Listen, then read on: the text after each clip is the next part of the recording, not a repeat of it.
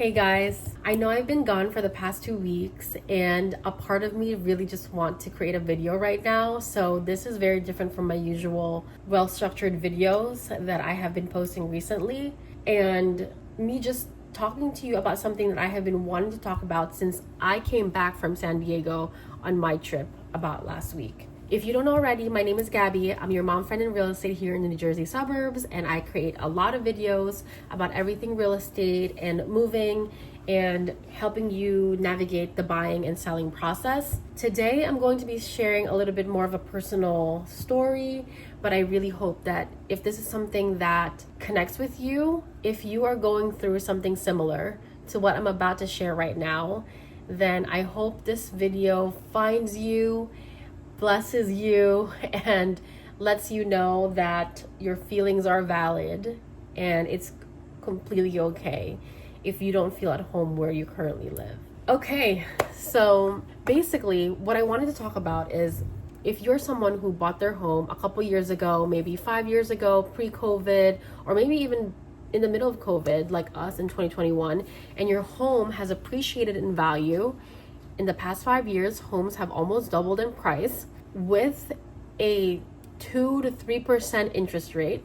And now interest rates are almost doubled too. It's about 6 to 7%, depending on your loan program and your credit score. And you have this sense of feeling that you're stuck and you just don't feel at home where you live. I just want to let you know that it's okay for you to want to move. And it's okay even if it's not upsizing.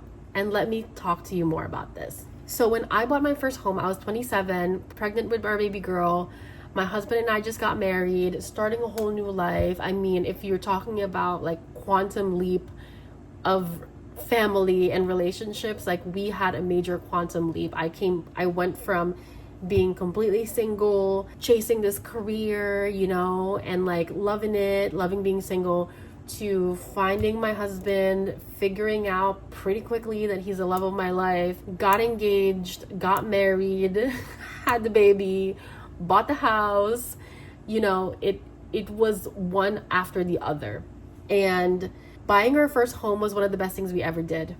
Honestly, at the time, we can't believe we were able to afford it, that we were able to find something this nice as our first house. But let me tell you that we opted for a farther away home so that we can get the most house that we can afford, far enough, but not too far, so about 20 minutes away from my mom, that we felt at the time it was a reasonable commute, that 20-30 minutes away from our friends, our mom, my office is completely okay. It's no big deal because you're getting more value for your money. On paper, this makes the most sense. And when you are coming from a 4th floor apartment with no elevator and you have no parking space, so you have to look for parking every single time you're coming home, getting a home that's under an acre, 3 bedrooms, 2 full baths, fully renovated, have a guest room, daughter has her own space, plus a playroom, plus a finished basement, and our daughter has a yard, and we're pre-approved for it, and we're only 20 minutes away from my mom. We will take it. We will take the drive. We will figure it out. That's where we want to be. It only makes the most sense. Why wouldn't you in the moment, right?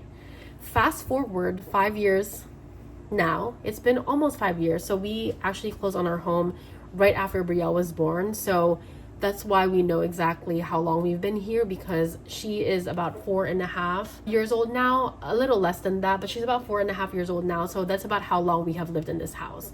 It's about 4.5 years. And the reality is, living in a home farther away and having a life somewhere else, like your routines, your people, everything else in a different space, and you're coming home just to come home, it doesn't feel like it's your life. It doesn't feel like the first couple of years is no big deal.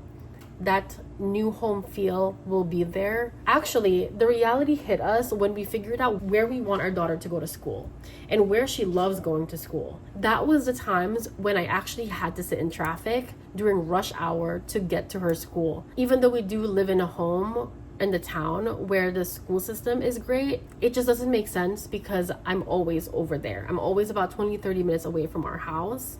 And also, she didn't get the free pre-K. Where we live, there's a lottery for pre-K 3, and she didn't get it.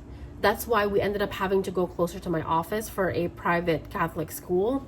And then she ended up loving it, and we love the parents, and now we just want to keep her there, because why wouldn't we when we love everyone and that's actually where we live. And all her extracurriculars are there, her ballet studio, her soccer.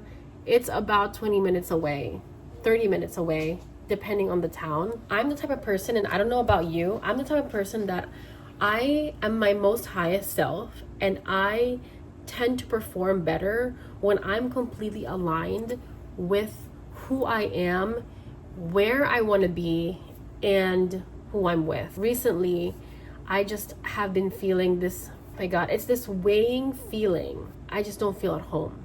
The whole point of this video is I realize that not a lot of people talk about right sizing.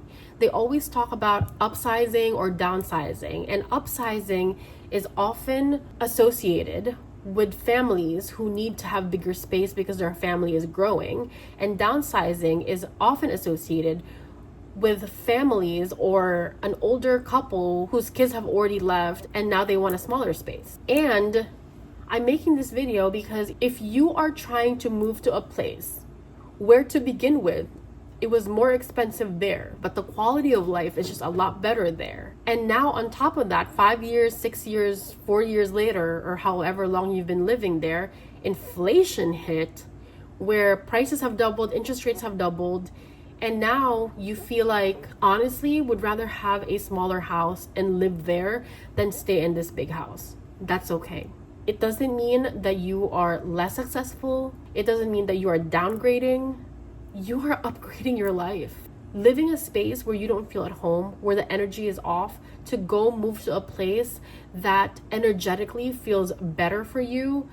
You have a better quality of life because you're not driving from place to place, an hour away, 30 minutes away, 20 minutes away, is a much better situation. And sometimes I think it's very hard for people to make this decision, especially for me, because I feel like with me, maybe the hesitation comes from, okay, I care too much about what people think. And that's honestly have been my issue for a very long time.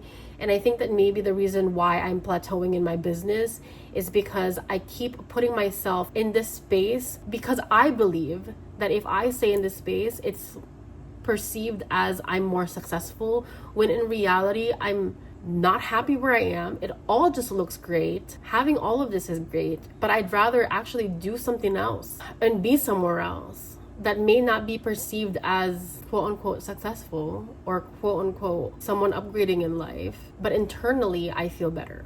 I hope you guys found value in this video, as I feel like I have been rambling a lot. But the point is, if you're in this season of life where you feel stuck where you live and you really want to be somewhere else, but the current market situation is not making it seem like on paper it makes sense to do that, do what feels right for you, and who cares what everybody else thinks. They will see how much happier you will be. And that in it alone will show how much better quality your life you're living if you decide to live your life on your own terms than feeling stuck. If you're in the season of life where you're questioning where you want to live, even though it may not be your dream house yet, it's okay, and you're not alone. Sometimes going smaller is not a downgrade. It's a step closer to living in alignment with the life that you want to live. I hope this gives you a little bit of an at-ease feeling. And if you want to know how much your house is worth, so I can help you create a game plan on where you should live, and maybe all you know based on how much your home has appreciated already, maybe you can afford something similar in another place that feels a lot better. So that's it for me today. If you guys have any questions, feel free to comment down below. Do you feel this way? Do you feel stuck where you live and you just don't know where to go because you want a bigger space or a smaller space or whatever it is? Comment down below. Are you feeling the same way that I'm feeling? Do you feel stuck where you live but you want to love where you live? Let me know. I would love to have a chat and see you guys in the next one. Talk to you soon. Bye.